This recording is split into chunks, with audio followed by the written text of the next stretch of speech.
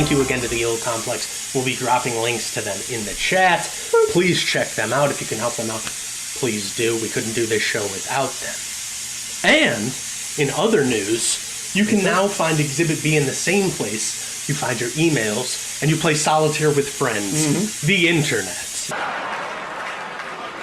The internet at www.exhibitb312.com. Yes, please check us out. It's a wonderful site.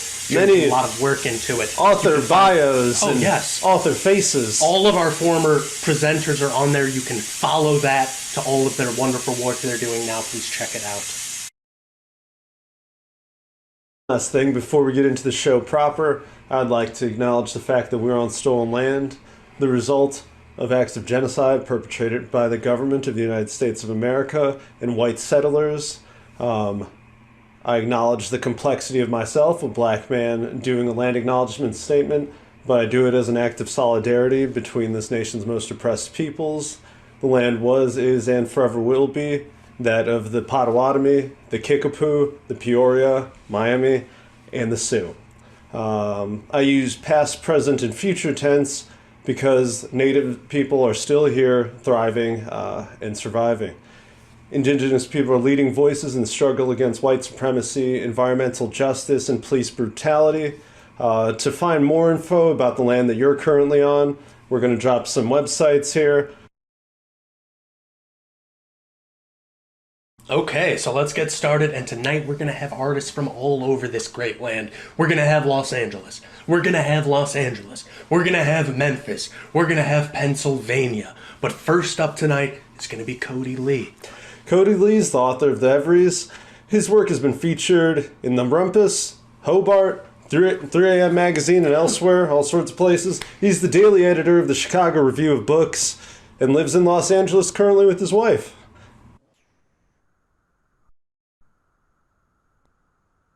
Hey, how's everyone doing? My name's Cody Lee, and the story that I'll be reading today is called Geyser. It's actually double the length, so if you don't like it, I guess you could blame it on the fact that this is the abridged version. All right. Last month in Chicago, what started as a minor altercation on Michigan Avenue turned into an all-out race riot. However, at some point during the mayhem, the city's lower class decided they didn't care too much about skin color, only money.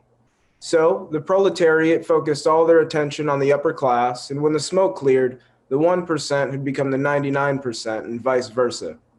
I was sent to the Windy City by my editor who said I looked upper class enough to make him feel comfortable. What he meant was I was black. I wanted to be offended, but I was too busy dancing on the moon. You see, I'd spent the last 4 years working at the Love Post in Philadelphia, covering Pee-wee football, missing pets, and family barbecues.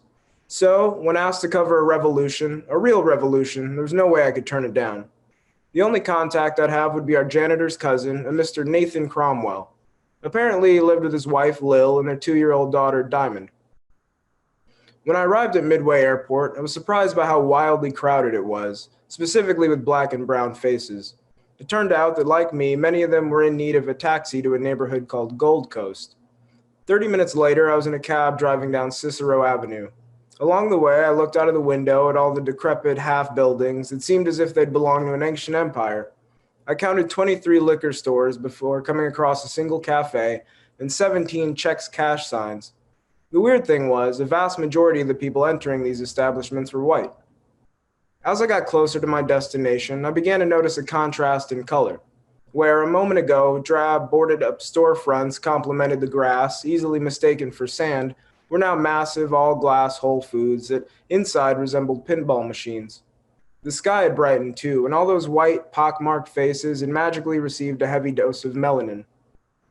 The house was located on Astor Street. Curtis Mayfield, Aretha Franklin, and Kendrick Lamar wafted through the open windows of the various brownstones. It felt, I imagine, similar to Black Wall Street. Some families had set up camping chairs and charcoal grills in front of their new homes. Others played dominoes, spades, or basketball on a portable hoop. I even witnessed a game of cricket. For a residential street, it was most certainly busy, but not hazardous. What did concern me, however, were the 3 men carrying AR-15s. At last, I made it to the Cromwell house. a Queen Anne-style mansion with a black gate and shrubbery that transported one to the lava fields of Iceland. I paid my fare and headed up the steps. Instead of a bell, I found a Versace door knocker the size of a dartboard, which was rather fun to use. Not 5 seconds later did the Queen welcome me in with an exaggerated, "Hello, darling, so pleased to make your acquaintance." She gave me a kiss on each cheek and said, "Come, come, can I take your coat?" I wasn't wearing one, so I responded, "No, thank you." Lil Cromwell was a full-bodied white woman, blonde with rosy cheeks and magnificently thin eyebrows. She had a Monroe piercing and the outline of a diamond tattooed on her breast. I was a little confused because she wore a Victorian-era gown, but when Mrs. Cromwell spoke, she sounded Southern. Or perhaps it was the other way around. Regardless, she had studied her Emily Post. After I declined her offer to take my coat, she asked if I'd like a martini. "Sure," I said. I followed her into the living room and watched as Lil filled 2 cocktail glasses with Ciroc Mango. She handed me one and we cheers to the good life. In spite of its cleanliness, the room was so gaudy it looked dusty no matter what. "Here, let me introduce you to Nathaniel," she said. We walked up a winding flight of stairs and down a long hall with Persian rugs and Baroque-inspired portraits of Lil and those who I had correctly assumed were Nathan and Diamond. There were 4 rooms upstairs. The first was a guest room the size of my studio apartment. The second, the master suite, which featured a sauna, jacuzzi, and a newly installed stripper pole. The third room belonged to Diamond, who stood in the doorway, her entire face covered in lip gloss. Lil ran up to her, saying, "Oh dear, let's get you cleaned up." Then she told me that Nathan was in the room down yonder, behind door number 4. When I walked into his study, Nathan Cromwell was sitting in a leather chair, reading the dictionary. He had a fire going, and to the right of him, a small golden table held a 40-ounce bottle of Old English 800. He poured some into a flute and drank it. Mr. Cromwell was 26 years old, a couple shades darker than me, with box braids that didn't quite reach his smoking jacket. We talked for about an hour, during which my host cleared up a great many misconceptions that I had. Firstly, I misspoke in saying that the 1% had become the 99% and vice versa. It was more like the top and bottom 25% had swapped. According to Nathan, the middle class was too content, too scary to seize the opportunity. This would explain why Whole Foods and most businesses still had employees. Another error was in regard to the men holding assault rifles. My ignorance fooled me into considering them a threat, when in actuality those gentlemen were members of the neighborhood watch. I'd been learning about how most houses in that district and others like it were jam-packed with relatives from far and wide when Mrs. Cromwell knocked on the door and announced that it was time for afternoon tea. Downstairs in the sitting area, a tower of Oreos, Vienna sausages, Kipper snack sandwiches, and hot Cheetos sat in the middle of a small round table surrounded by 4 cups and saucers. After we sat down, a middle-aged white man with blue eyes, gray hair, and rimless glasses approached and began pouring Arizona iced tea into our cups. I knew it was Arizona iced tea because he poured it from the can. Nathan introduced this man as Stanton Friendly. Before the riot, Stanton was the CEO of a chain of luxury hotels. He lived in this very house with his wife and 2 kids. Now he worked as the Cromwell's butler and slept in a large closet in the basement Monday through Friday. On the weekends, Stanton was allowed to stay with his family, who shared a 1-bedroom apartment in West Garfield Park. One question had been gnawing at me.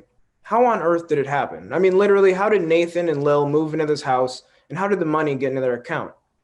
Apparently, it was a peaceful transaction. They just knocked on the door and asked the Friendlies to transfer them all their assets.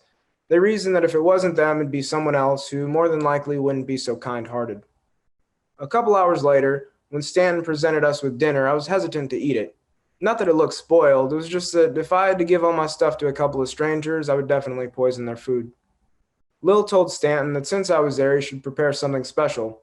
So without delay, he went out and grabbed 2 dozen oysters, 3 types of caviar with all the accompaniments, 4 whole lobsters, escargot, crab legs, foie gras, and filet mignon, which he cooked to a perfect medium rare. Watching them eat made me sweat. I didn't want to see anyone die, especially little Diamond. Whenever either of them took a bite, their noses scrunched up, and it looked as if they were about to vomit. Yet they pretended that nothing was wrong. Finally, Nathan called me out for not eating. I told him I was still full from the Vienna sausages, to which he replied, "Nonsense, please enjoy." So I grabbed an oyster and slurped it down. That was when I realized the hilarity of it. Nothing was poison. The Cromwells just didn't like, or more accurately, weren't used to snails, fattened duck liver, or steak that still had some pink to it. Needless to say, I made sure that none of it went to waste. During dinner, I asked the two of them what they planned on doing with all their money, and I must admit their answers surprised me. Lil had come up with a curriculum for both elementary and high school students geared toward everyday life with courses such as parenting, etiquette, and money management. Supposedly, Lil drafted this whole program while she was still in high school, but knew that no one would ever take her seriously. She has a meeting with CPS Superintendent Baby Boy next week and is feeling hopeful.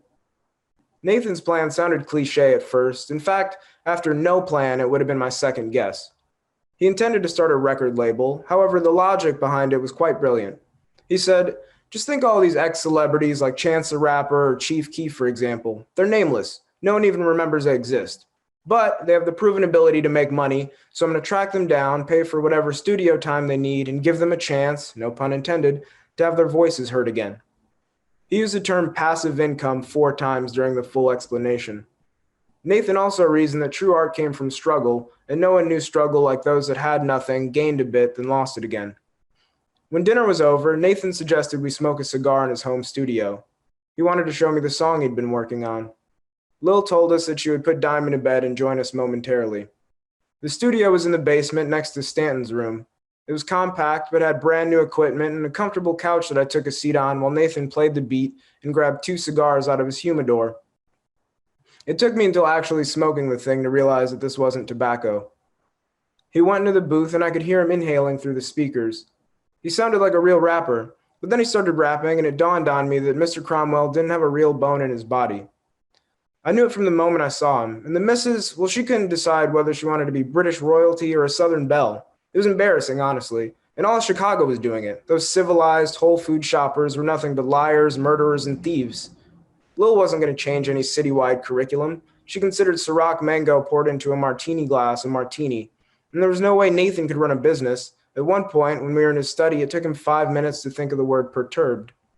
Immediately, I became super paranoid. Why would I believe that their interaction with Stanton's family was peaceful? They probably killed them. I wanted a good story, but I wasn't willing to die over it. So I decided it was time to leave. But of course, that was when Lil came in and shut the door behind her. She grabbed a cigar and sat on the couch. I wondered if she could feel me trembling. He's pretty good, right?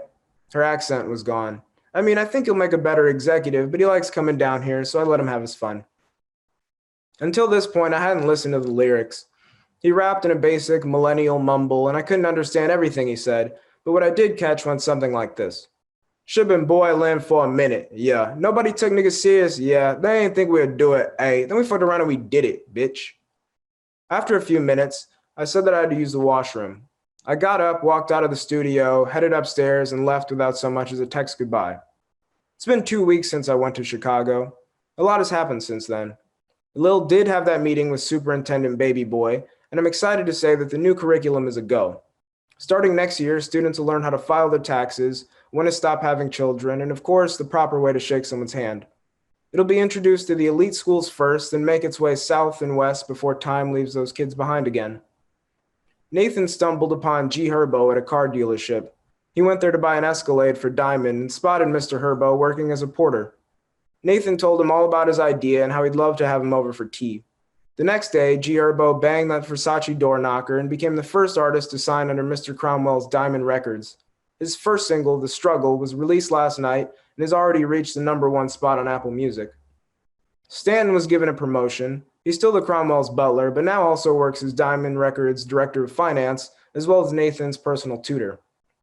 The increase in pay has allowed his family, which is alive and well, to buy a condo in Hyde Park. Similar riots have taken place in Detroit and Cleveland and seem to be heading east, which means it's only a matter of time before Philadelphia is taken up by the same whirlwind. This time I won't be the one writing about it. My editor didn't like the Chicago piece. According to him, I was actively making fun of the subjects. I told him that I wasn't, that I'd simply recorded the facts.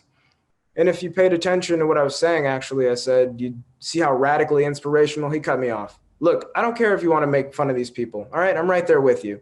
But our readers aren't so understanding. They bruise easy. You can't publish this, man. Come on. The part that irks me most is that this editor of mine is a smart man. His choice to pass on the article had nothing to do with our readers. He knew showing a young, business-savvy black man, eager to learn, and a woman who didn't resemble Miss America, dead set on rearranging the educational system that taught him everything he knew, would disrupt the calm, familiar flow of not only his life, but all the white, base model men of the future. So I quit. But that's not why I won't be writing about the revolution. I won't be writing about it because my studio is shrinking or I'm growing, and if things continue at the rate that they're going, I'll burst before it shows. Thanks.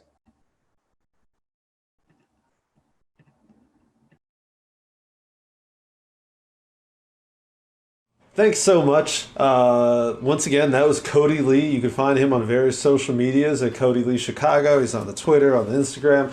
I think that's his website as well, CodyLeeChicago.com. Yeah, we'll drop it in the chat just to make sure. Because I'm not too sure. Next up on the show, we have a special friend of the Bum Sophisticate. And the people hardly even know who the Bum Sophisticate is. Super top secret. But anyways, this Secret is society. Tom Bumgeron. Yeah, so Tom actually left us this piece in Humboldt Park in the nook of a tree in floppy disk form, and we had to send him a message back asking to send us a usable file format. He, not going to work for us. He obliged via email, and that was much easier. So please check it out.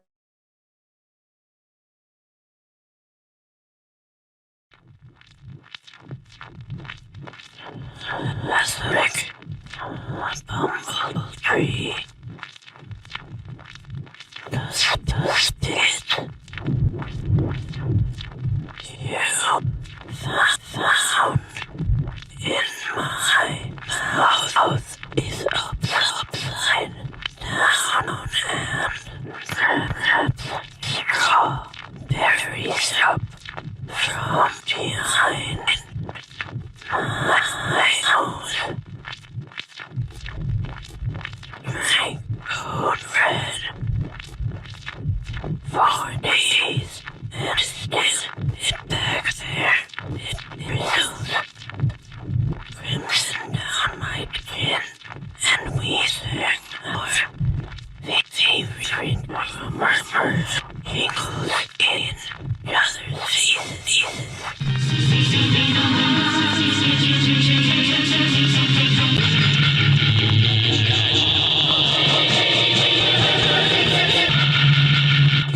Lost is the impetus. You held together until the end of nine. Lean, older, and the kids, not yours. 17 spelled backwards, his face melts, eyes dark and eyes. Sections of that given on quarters long lost to prosperity. What's better than food?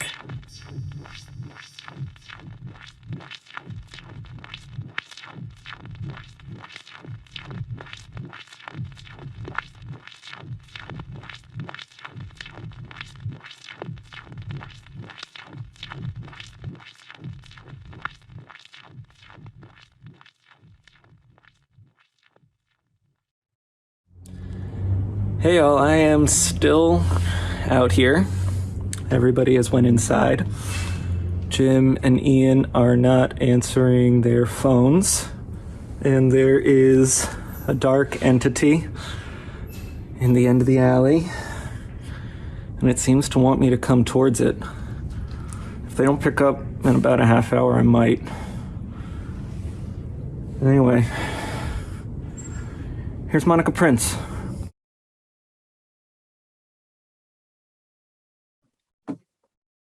Hello. I'm so excited to be part of Exhibit B. This is super exciting for me. Shout out to Alex for inviting me. As you probably already know, my name is Monica Prince, and I'm going to read some poems for you. I usually do choreo poems, but I'm actually in the middle of signing a book contract and writing another book. So we're just going to do the stuff that's published today. So I'm going to go through each of my 3 fabulous books, which I hope you will grab wherever you are. So we're going to start with my first published book. It's a chapbook called Letters from the Other Woman by Grey Wolf Press. This came out in 2018. And the piece I'm going to read for you is called I Choose You. And it's after a Casey Rocheteau poem. So shout out to Casey Rocheteau, who wrote this poem called Loving You is Complicated. And so shout out to them wherever they are. Appreciate you. Okay, here we go. I choose you Because when you touch my hair, it is both out of the habit of touching white women and love. Because I never tell you no. Because if I ever do, I won't love you anymore. Because your tongue and hair and skin and smile, so rare now. Because good God, your chest. Because your dick. Because you never do until I've left. Because you remember me too late. Because I can't help but want you more in the absence of your cologne, lingering ever still on my pillow. Because I'd rather sleep alone. Because please, please, please, my head in your lap, my hands gripping yours, my frame a shaken building after the earthquake of your love. Because you don't need me, or I you. Because I deserve joy. Because I deserved you, colonial as it sounds, after the rapists and the immature and the blonde men with light eyes. Because I have waited years to disappear in the night with my beloved rather than risk detection in moonlight. Because I'm tired of explaining torture to a man who thinks he can improve a masterpiece. Because a dick isn't a tab to insert into my slot. Because my distance is my problem, and what are you supposed to do about it? Because you take your coffee black, and your favorite color is black, and you expect me to be black for the people. Because you said you loved me first, because you think you are alone, because you are. Because I had to buy my own ring if I wanted it so bad. Because marriage is a scam. Because raising a baby is bad for the environment. Because compromise is my job and you can do whatever you want. Because you blame me for every one of your abusive exes and all of mine. Because we're dying out here. So stop crying. Because I can't stop crying. Because I can, will, do. Because I don't have to forever. Because you'll remember what it feels like to be chosen again, again, again. Miss it. Wish you hadn't fucked up. Wish you knew how to choose. A gun, a destination. Me. All right. Okay. Up next, we have my first full-length collection, Instructions for Temporary Survival. It came out through Red Mountain Press in 2019 and is the winner of the 2018 Red Mountain Press Discovery Book Award, which is very exciting. It's a first book author award, and I'm really proud of that. So I'm going to read two pieces from this because this is like my favorite book. So the first one I'm going to read, I immediately lost it because of course, first one I'm going to read is Unsolicited Advice to Black Girls Who Can't Remember What Their Faces Look Like. And that is after Gina and Veerley poem called Unsolicited Advice to Adolescent Girls with Pink Hair and Crooked Teeth. So shout out to Gina and Veerley, one of my favorite slam poets ever. All right. When the hairstylist refuses to shave your head, do it yourself. When the boys ask if you're a lesbian now, do not hit them. Do not tell them to go to hell. What tastes your tongue prefers are none of their business. When the first man to ever kiss you returns from prison with a scar on his back, rub shea butter into his pores and promise him no one will stab him ever again. It's not true, but promise him anyway. Hide anything that could be filed down into a weapon. Turn off the lights and hold him. Tell him he can cry here. When he asks why you cut your hair, say for him. When the clerk at the shoe store asks why you cut your hair, say for your stepmother with breast cancer. When your best friend says, you look like a cancer patient, do not cry. Do not tell her about the knot growing under your heart, the one that keeps you from breathing normally, that inspires insomnia, that encourages you to jump from skyscrapers or swallow bleach in the bathtub. When the hairstylist refuses to shave your head, do it yourself. Listen to rap music loud. Yes, even the dumb kind, even the kind that sets our whole generation back, the kind that professes your disloyalty and calls you a bitch. Learn to decode the phrases. Tell your next lover you are not their mother.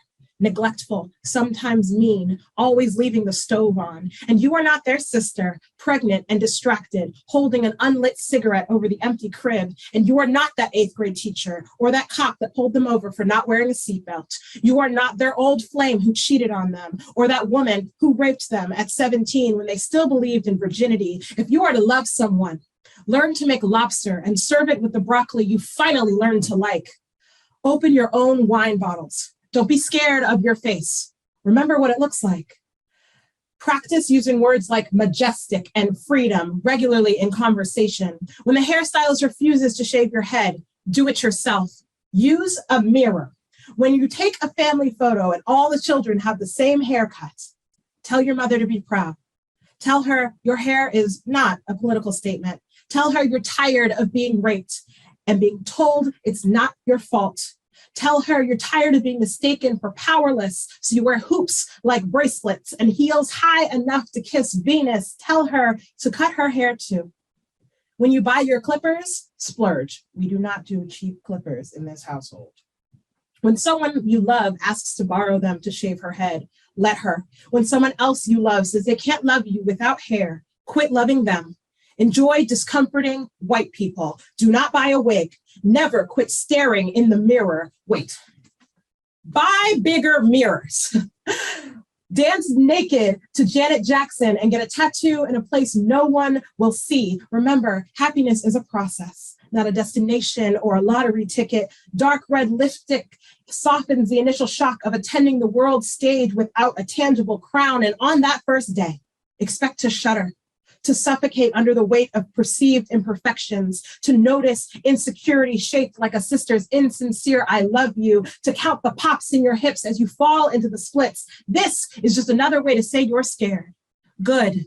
Do it anyway.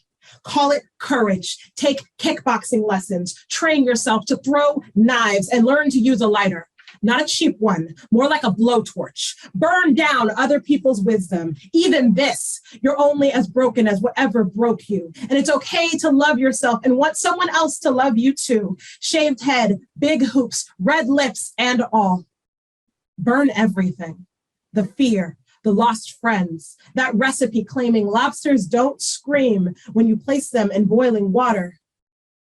Of course they do. All right. Last one from this book. I never performed this poem, so I'm really excited for the opportunity to do it with Exhibit B.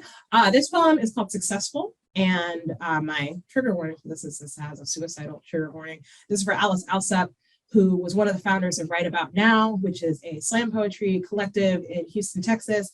She took her life in 2014. So this is for her. Dear Alice, one night, while tasting reds in a wine bar in Montrose, I learned your name. They told me about your trips to the library to research celebrities and their last words. You were writing poems, they said, not avoiding plagiarism. They told me about your visits to bridges, skyscrapers, 50th floors, your pictures, scouting the best view for the end. They told me about your drives to the prison, interviews of death row inmates, final words upon injection. Texas was the first to execute this way. I wonder if you knew that.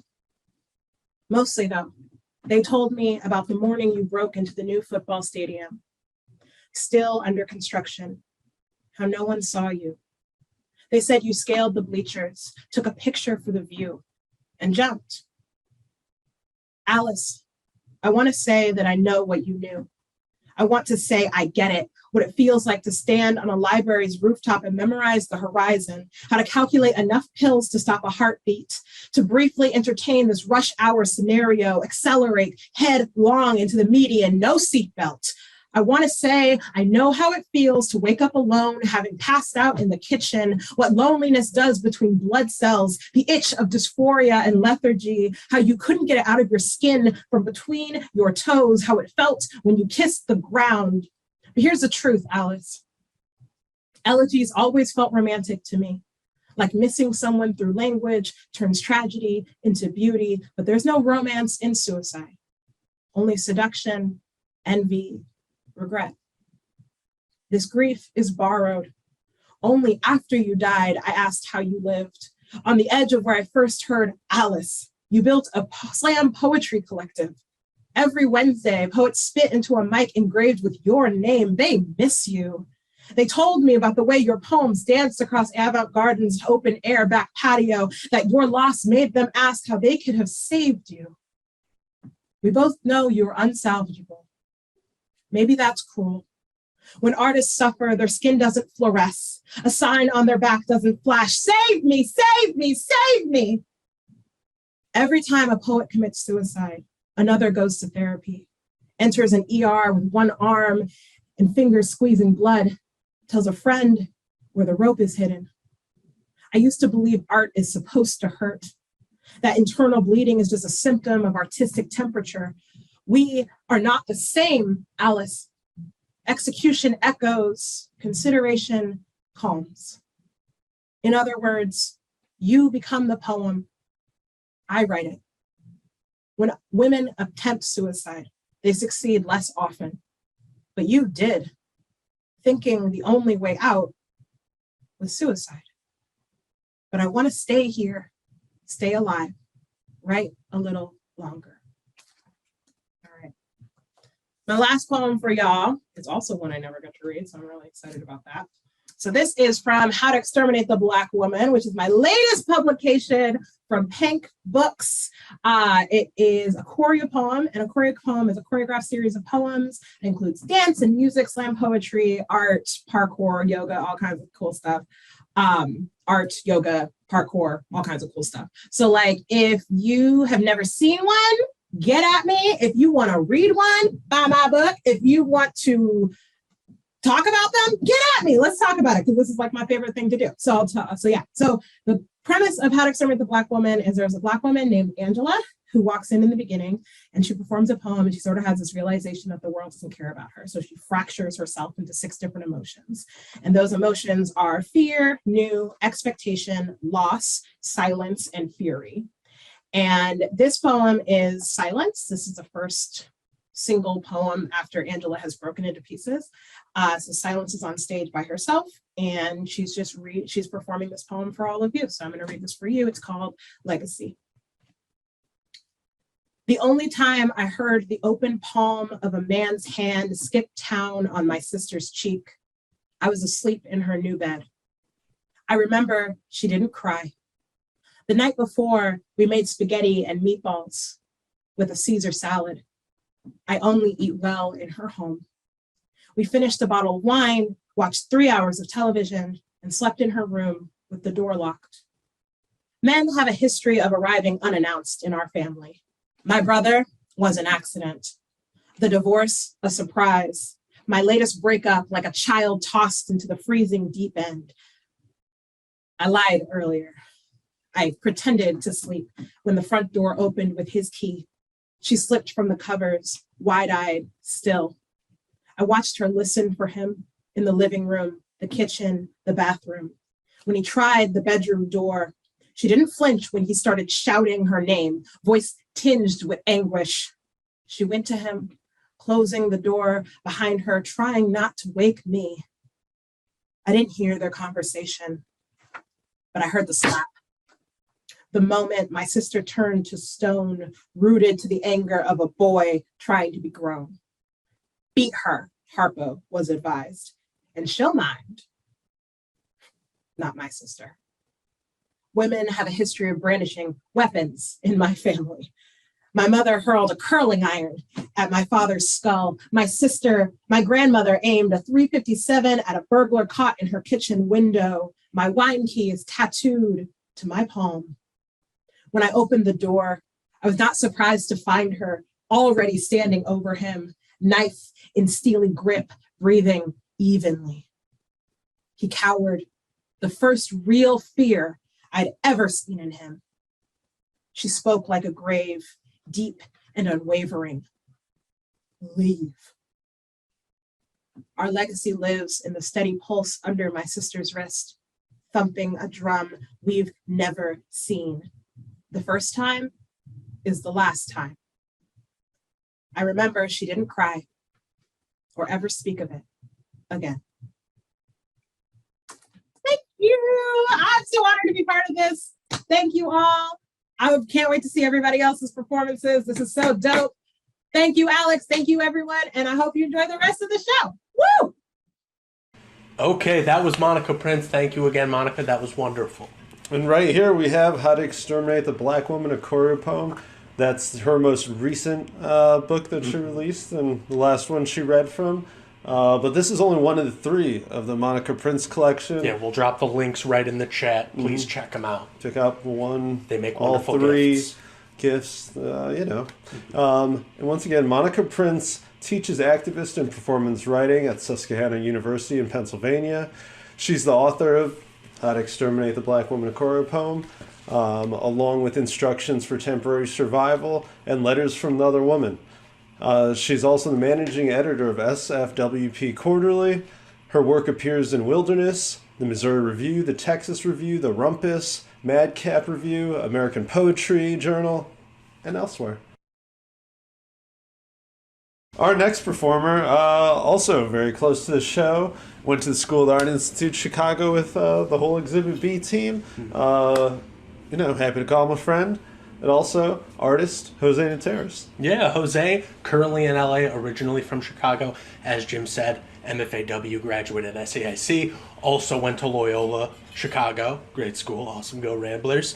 And as a screenwriter and playwright based out of LA, Jose also contributes to the AV Club as well as other publications. His debut novel, Testament, which you can see here from our presenter, Jim, was published by Nine Star Press, and one of his feature-length horror screenplays, 0 Feet Away, was included in 2021's Bloodlist and has been optioned for a film. Congratulations, Jose. I can't wait to see it. Doing it big. There's links to the necessary things. Yeah, Twitter, all that stuff. We'll drop those links for you. Please check it out. Give Jose some love. And Jose, have at it. Buy a book.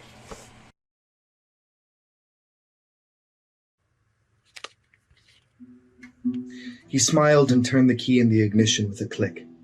As the car dinged awake, he lowered the window. I just feel embarrassed, I guess. I followed his lead and lowered the window on my side too. The fresh air was chilly on my wet face. Is it okay if we just stay parked here for a minute? Of course. Brian turned the car off again. He took a moment before he spoke again. And you don't need to be embarrassed. Adjusting in his seat, he turned to face me, his legs folded under him in the driver's seat with his back to the window. Casually, he dropped the keys in the cup holder before leaning back. Alas, mon frere, being embarrassed is my lot in life. Whatever tears remained on my face were drying rapidly. I laughed at myself. It definitely seemed as though my life was one long train of awkwardness and embarrassments, but that wasn't necessarily a bad thing. The memory of Rod's mouth on mine leapt to the top of my mind.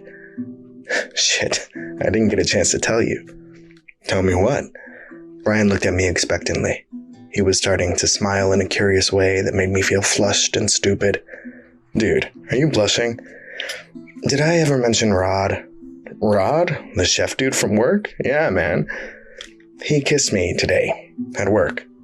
No fucking way! Was he the one that attacked you? Instantly aggressive, defensive even, Brian sat up straight behind the steering wheel. That's so fucked up. No, this was after all of that. Had it really been that morning? It hadn't even been a full day yet. But fuck, it seemed like a week had passed. More. In the distance, a guy was running through the park. Despite the chill of the afternoon, he ran shirtless, wearing shorts that revealed his thighs, thick and muscular.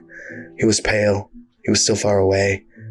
In the distance, his white skin reflected the daylight diffused by the gray sky above. Damn, dude. I could practically hear the gears turning in Brian's head as he processed the information. A smirk snuck across his face. How was it? From over the green lawn of the park, the athletic jogger moved down the running path. He didn't have to be close for me to be able to tell he was fit. A shock of blonde hair was blown back by the wind. He looked like a man made of marble. It was pretty hot, if I'm being honest. I'll bet. The dude's name is literally a synonym for cock. Laughing, I looked over at my friend. Dude, vulgarity. Brian started laughing too. Both of us lost it. I struggled for breath. My body heaved with laughter in a way it hadn't done in ages, and once more tears squeezed out of my eyes. We're just talking about guys, it's okay. Oh, is it? Sure, you're allowed to be vulgar if you're talking about men. Brian was catching his breath. With a finger, he wiped a laugh tear from the corner of his eye. If you say so. Nearer than before, the jogger had stopped. That's how karma works. For all the objectifying straight men do to women, it's only fair for us guys to objectify them back a little bit. You know they'd do the same. It's one of the perks of being into guys. I'm not so sure. I mean, that's just like the rules of feminism. Enough with the Mean Girls quotes. What? It's been playing on cable all week. I laughed and looked at the expanse of the park. The jogger wasn't close enough for me to make out his face exactly, but I could see his head turn toward the car. It happened subtly, gradually. His body was still facing the direction he had been running in before, but he'd begun to crane his neck around until I could tell his gaze had locked on us. Ryan? Incrementally, the runner rotated the rest of himself toward the car. I mean, take for instance that dude over there, shirtless runner guy. We can talk about how hot he is because he's not a girl. It'd be creepy and gross if we were ogling a female runner, but since it's a guy, it's okay. Brian, start the car. Lighten up, I'm only kidding. Kind of. He looked at me with concern. What's wrong? In my chest, my heart seemed to beat in slow motion. The jogger had started moving toward us. Brian followed my gaze. What's that guy doing? The jogger broke into a full-on sprint. Brian, start the car. Next to me, Brian shoved his hands into the tight space of the cup holder, scrambling for the keys. Brian? The man was approaching rapidly. As he got closer, I could see his face more clearly. Handsome features had been contorted into a wild grin, the veins in his neck strained. Hurry, hurry! I couldn't get any other words out of my mouth. Out of nowhere, the car radio burst to life. The sound of static blared into lyrics, though the voice sounded wrong. At first, a familiar voice started to gurgle. The words were distorted, the voice deeper, gravelly. It took me a moment to recognize the voice of Sting, twisted and only barely identifiable. The lyrics of Every Breath You Take. Hurry up! Fuck, I'm trying! He managed to get the keys out of the stupid fucking cup holder and jammed them into the ignition. The car jumped to life. I shoved my fist against the radio, desperate to silence the awful hell-dimension sting blaring from the speakers. In my hand, the dial of the radio spun on its own. It twisted in my hand as if an invisible force were wrenching the dial in the opposite direction. A whir of static and voices rapidly turned to another familiar tune. Had a sweetheart once I loved, and I was happy as could be, but now he's gone and left me here for someone else, you see. I ain't got nobody, and nobody cares for me. That's why I'm sad and lonely. It was the same old-timey song from earlier, the one Uber passenger Tasha had identified as I ain't got nobody and nobody cares for me. Only this time, it wasn't the voice of Ted Lewis singing. It was my own. But that was impossible. All this was impossible. I battered my hand against the radio console, but the song just played louder and louder. My own voice sounded from the speakers, louder, cheery, twisted, and melodic at first. Had a sweetheart once I loved, but now he's gone and left me. That's why I'm sad and lonely. As the song continued to blare, it got louder and louder until I could hear my own voice, no longer singing, but screaming in fury and pain. That's why I should just fucking die, just fucking kill myself, slit my wrist, just fucking die, die, die, die. There was a crashing thud as the jogger slammed his fists into the hood. Through our open windows, I could hear his breathing, ragged and heavy. From somewhere deep in his throat, a guttural laugh croaked out. It was an animal sound. With a nightmarish elegance, he began to climb onto the hood of the car. Through the windshield, his eyes never left mine. Brian kicked the car into reverse, and we shot back, forcing the jogger to fall off the hood. We accelerated in reverse down the empty lane through the park. Brian had craned his neck to look behind us as he drove, but I couldn't pry my eyes from the jogger. He had rolled backwards, head over heels, and landed on all fours. Now he crouched there like an animal, eyes on me. We put more and more distance between us. From halfway across the lot, I could see his body coil up as he prepped to launch himself toward the car like a sprinter at the starting blocks or a snake readying to strike. Brian hit the brakes. The car started to spin across the asphalt, and I lost view of the jogger. With a hard yank, Brian shifted gears, and we drove forward, faster and faster. Fixing my eyes on the rearview mirror, I watched as the jogger sprinted after us. As we sped away, he got smaller and smaller. The distorted song blaring from the radio was drowned out by a wave of static. It got more and more quiet until the sound faded into nothing. "What the fuck?" Brian cried, eyes frantically alternating between the rearview mirror and the road ahead. Brian's hands were wrapped tightly around the steering wheel. His knuckles had grown pale, the tendons pulling tight. His arms were extended to their full length, and his eyes, wide and unblinking, darted between the road and the rearview mirror as he sped out of the park's winding interior lanes. "Holy shit." The phrase came from my mouth more of a whisper than anything else. I took a deep breath. "Is he still chasing us?" "No, I don't think so, no." Brian pulled into traffic at a healthy speed, easing his foot off the gas. "Was that the guy that attacked you?" "No, that guy is in a coma." "Did you know him? The runner?" "No, never seen him before in my life." "Then why would he just fucking charge the car like that, man? I don't know. What aren't you telling me?" "This morning, and since... Shit, Brian, things have been weird." "No shit." Brian was scared. Fuck, I was scared. We kept driving north, up Clark Street. Whenever I looked over at Brian, his eyes were either fixed dead ahead on the road or scanning the people on the sidewalks, ready to react at the first sign of danger. "Gabe, what the fuck is going on?" I don't know. And if I did try to explain, you wouldn't believe me if I told you." I'd gotten lucky once. Maisie had listened to my story without thinking I'd completely lost it. She hadn't questioned my sanity. I knew I wasn't nuts, and she had accepted that without hesitation. The chances that Brian would so easily throw out the rules of logic were slim to none. How about giving me the fucking benefit of the doubt? We were just attacked by the fucking marathon man back there, and then my car radio went all Christine on us. He immediately met my gaze, earnest and pleading. "You have to give me some fucking context, man." Where to fucking start? How to fucking start? It was so much easier with Maisie. The story, everything that had happened.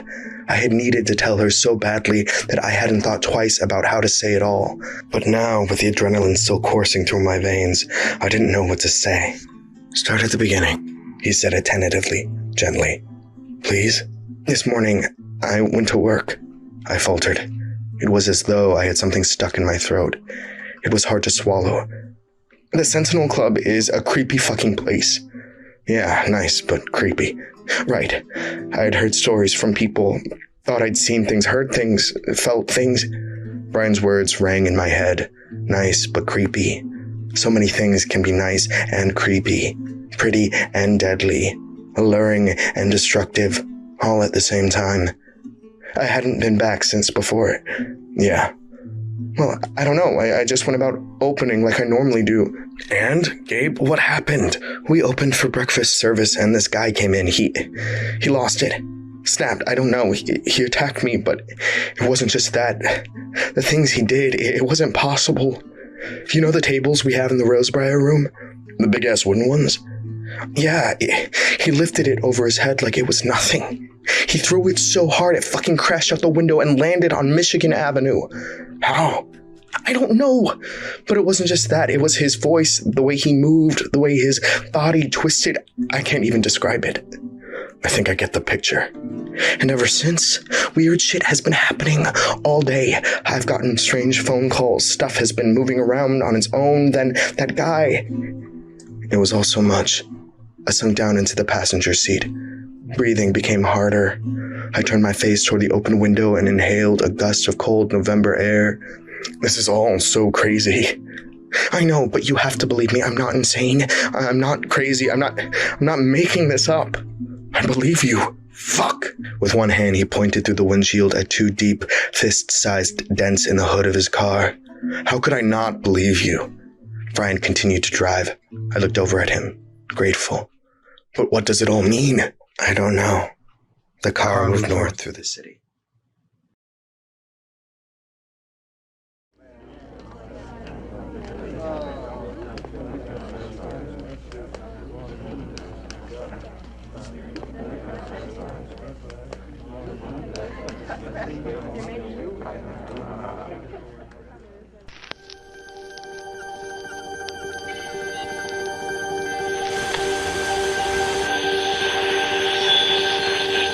I dick-dialed you, dead cuddly bunny,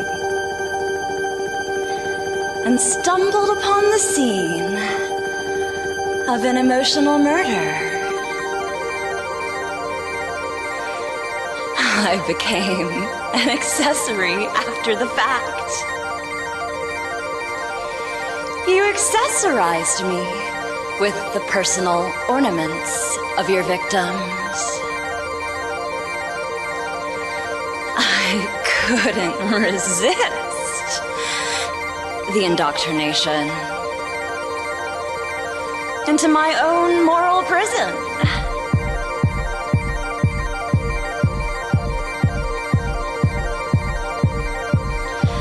If there was no way for me to be adored, I decided I'd settle for being adorned with the remains of my own sistren. Precious metals and fine diamonds were gristle chokers, glandular cuffs, tubular tear duct harnesses, all rings around the rose.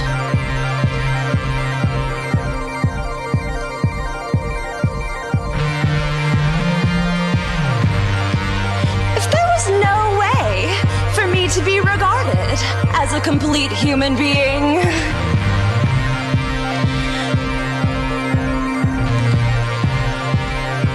I decided I'd settle for being a corpse.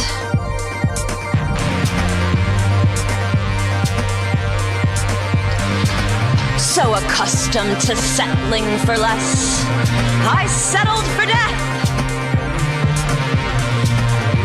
I couldn't resist a charming crypt keeper with encyclopedic carnal knowledge.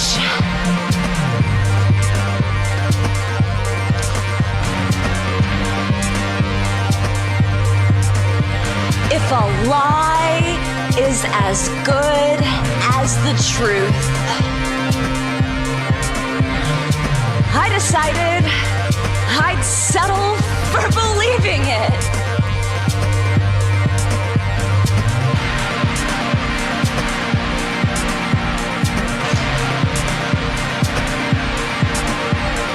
The first time we made love, I played dead. This was before you killed me. I knew you were going to kill me. That's how you knew I was a keeper. Fit for the mass grave you've made of all creation. We split the bill on the first date. That's how I knew you were a creeper. That's when I started my mad dash to the wake. You undertook my breath away. I gave such good dead.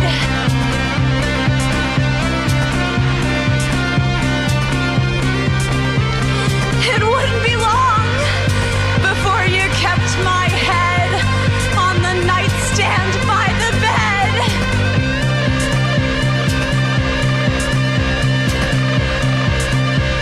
The pain was perfectly foreseen.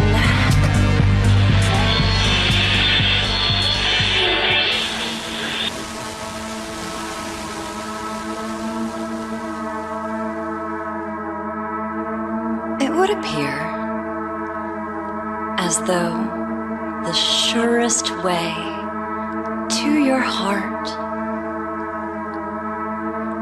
is to bypass it.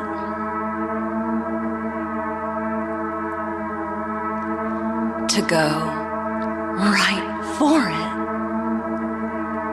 Literally. In the form of open heart surgery.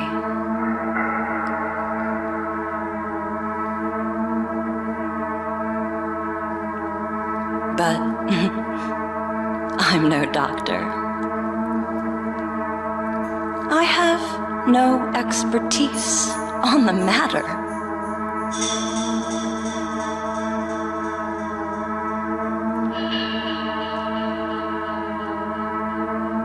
I was planning on going intuitionally.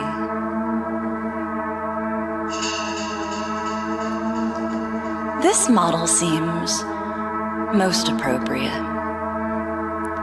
in matters of open heart surgery.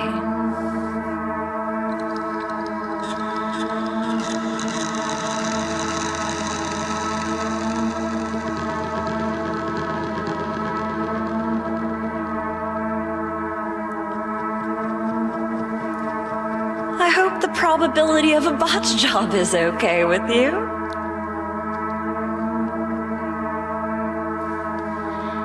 If I am to reopen wounds, I might as well reopen them, literally.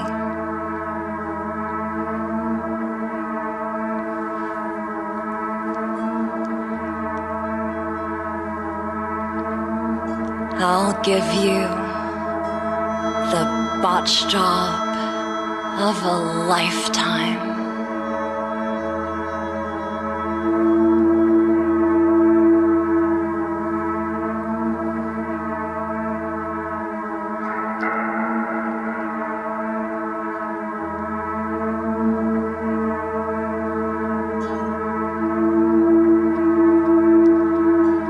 For you to survive it, I think it best for me to be at least a little scientific.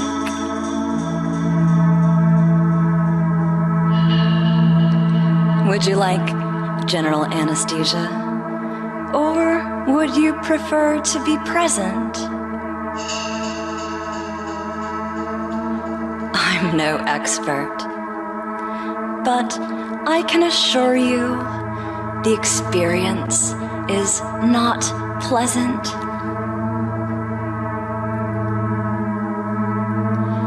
It is not pain-free.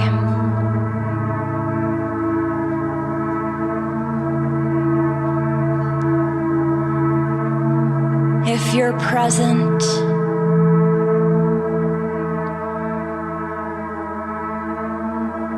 it hurts.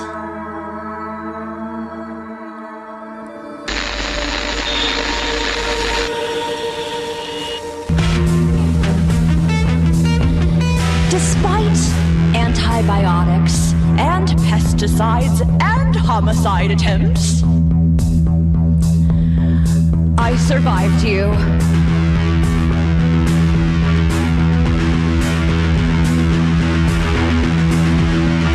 Now,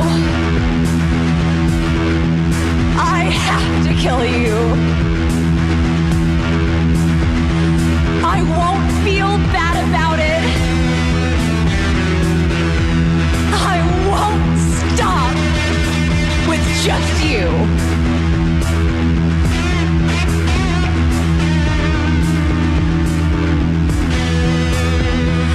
Now, I'm a monster too. A hypothesis proven. A myth made manifest.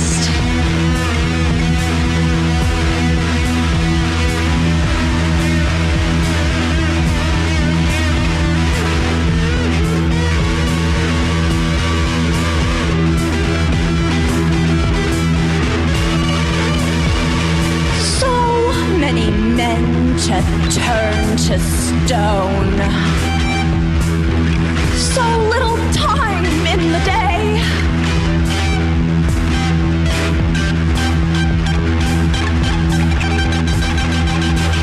I petrify, and I petrify, and I petrify. And you crumble, and you crumble, and you crumble.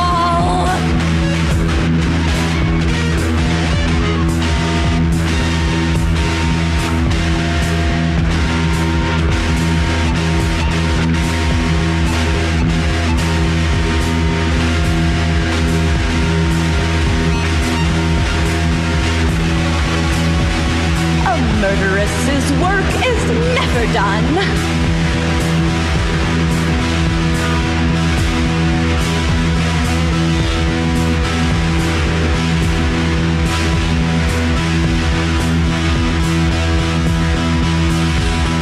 Do you know how much work goes into a kill? These men, they just bleed everywhere. And then I have to clean it. And then I have to cover it up.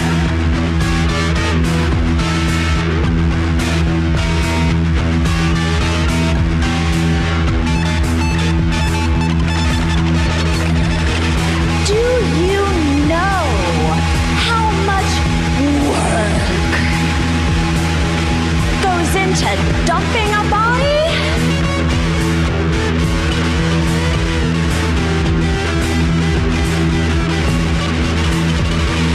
Jigsaws, tarp, tape, bags. In case of exposure.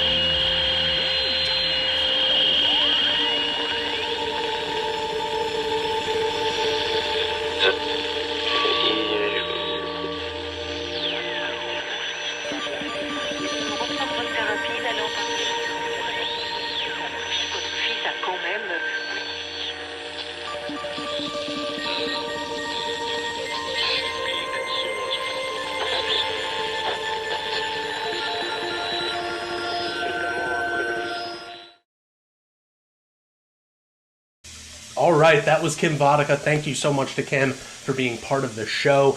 You just heard Kim reading from the book Dear Ted, which is forthcoming from Really Serious Lit. You can pre-order that book from their website. We're going to drop a link right down in the chat. The book actually also comes with an EP that has beats, it has spoken word stuff from Kim. Just check it out, pre-order that book. It's amazing. We'll drop that link for you. Kim Vodicka is the spokesbitch of Degeneration, the author of 4 full-length poetry collections, most recently The Elvis Machine from Clash Books 2020. She is the 2-time Pushcart nominee and recipient of artist grants from PEN America, Poets and Writers, the Foundation for Contemporary Arts, and the Authors League Fund. Originally from South Louisiana, she lives in Memphis, Tennessee with her beloved cat Lulu. Cruiser at KimVodicka.com. Awesome. And that's it for this month, guys. Thank you again to all of our performers, including Kim, Jose, Cody, Monica, Tom, everybody. Thank you so much for your wonderful work. Again, thank you to the Guild, our partners in bringing you this show. Check out all the links that we've sent you. There's a bunch of wonderful art in those links. There's some places to support that wonderful art. And yeah, we'll be seeing you again in a couple months. And check out our website, exhibitb312.com. That'll have our next dates coming up. Yeah, awesome. See you soon.